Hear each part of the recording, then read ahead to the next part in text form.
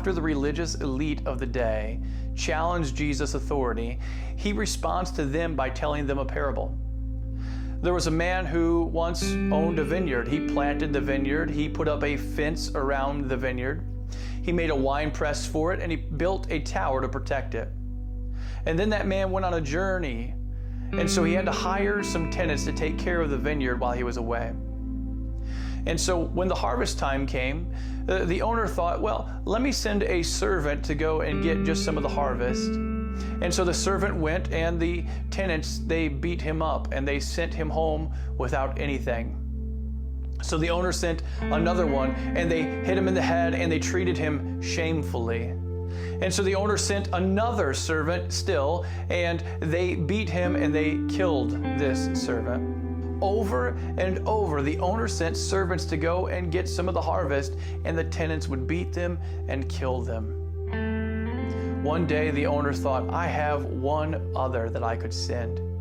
It was his beloved son, and so the owner sends the son thinking, surely they will respect my son. And when the tenants see the son a long way off, they think to themselves and they begin to discuss, hey, look, there's the heir. We could kill him and take his inheritance. So when the son comes, that's exactly what they do. They beat him and they murder him. And so Jesus asked these leaders, what do you think the owner of the vineyard is going to do? Well, he's going to come and destroy the tenants, and he will give this vineyard to others. And Jesus continues on and says, haven't you read in the scriptures that the stone the builders rejected is actually the cornerstone? Oh, the Lord has done this work, and it's marvelous in our sight. And this enraged these leaders because guess what? They knew Jesus was talking to them. They knew this parable was about them.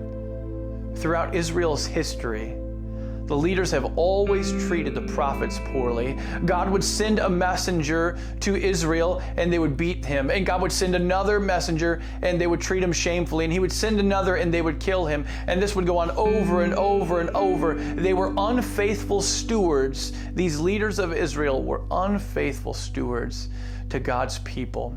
In fact, they would just betray God over and over. It is ironic that Jesus is telling them this parable right here, right now, because he is the son who has been sent to the wicked tenants. How can you be the religious leaders of Israel and fail to see the Son of God and treat him well, and to treat him with the respect and authority and dignity and honor and worship that he deserves? How do you fail to do that? And the answer is quite simple. It's because of sin.